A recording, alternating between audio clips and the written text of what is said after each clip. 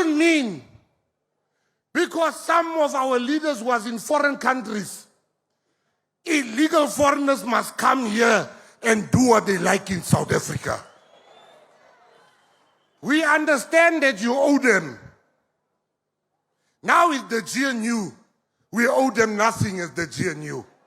We can't have illegal foreigners selling drugs to our children. We can't have them taking housing. We can't have them taking jobs that are meant for our people.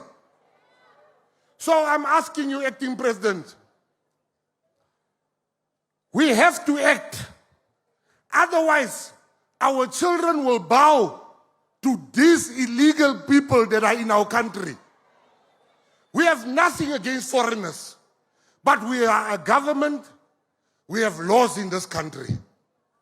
You must respect our laws.